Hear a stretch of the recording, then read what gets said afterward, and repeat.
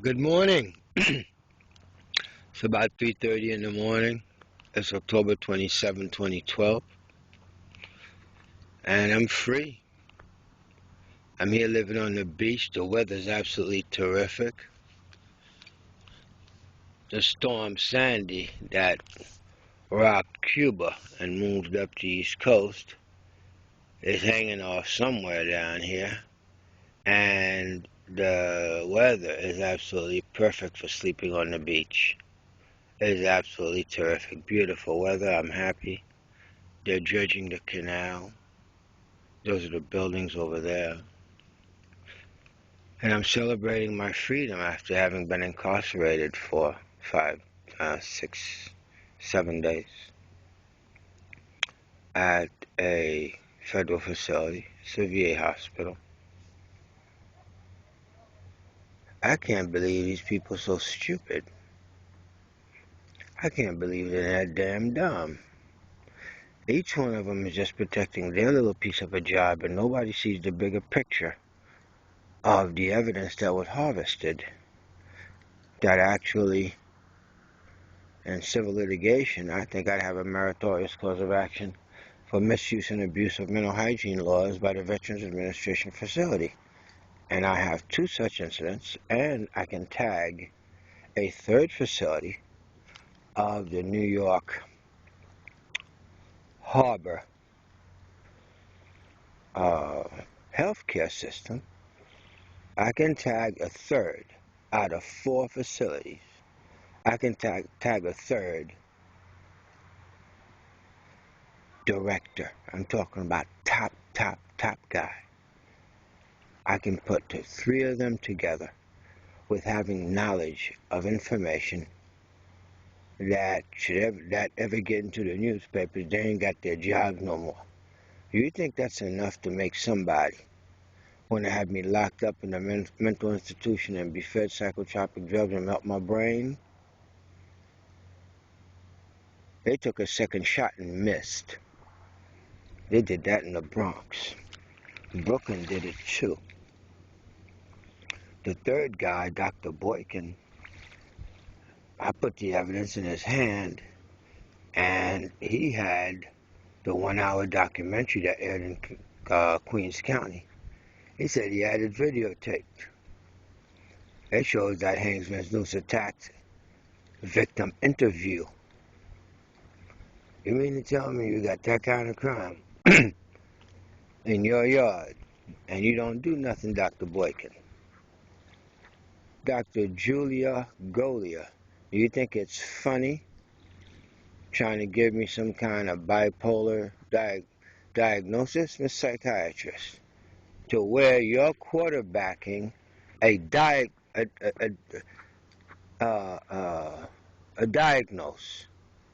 I can't remember the word in English.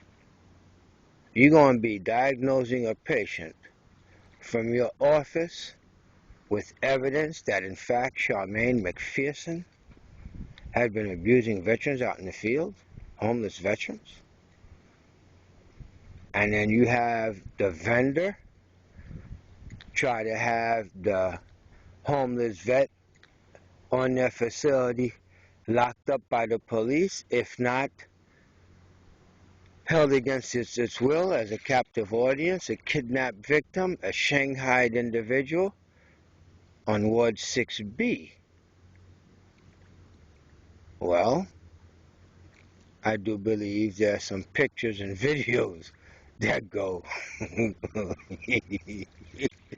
with those allegations from inside the psycho ward. How in the hell does Philip Drive come out the psycho ward with pictures and videos?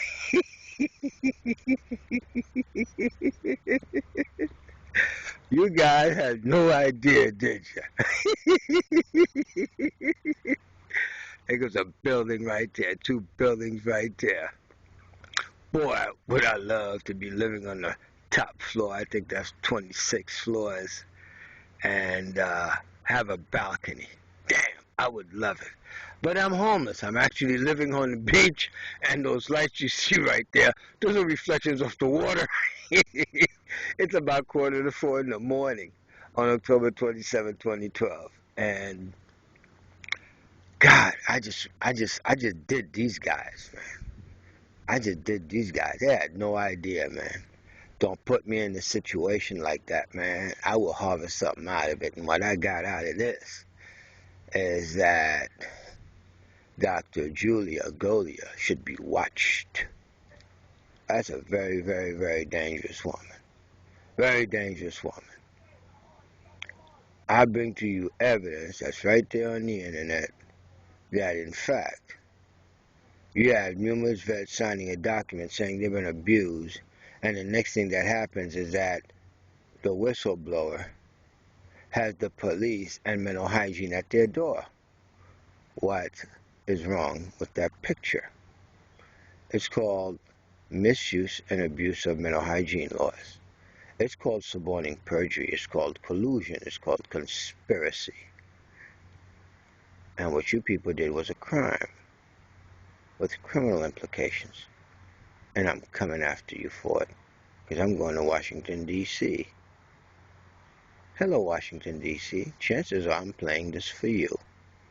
I'm living on the beach. I'm homeless.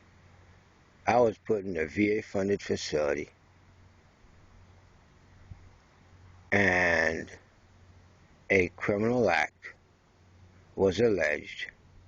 When that didn't work,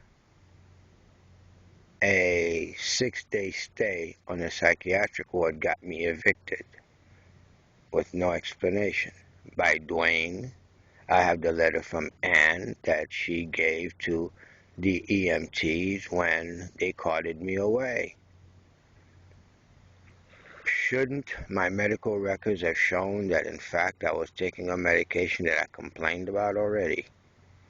That was making me high. It was making me very, very high. Killed the pain for the arthritis, but it had side effects that ain't normal. I had to cut down on the dosage because it was hurting me.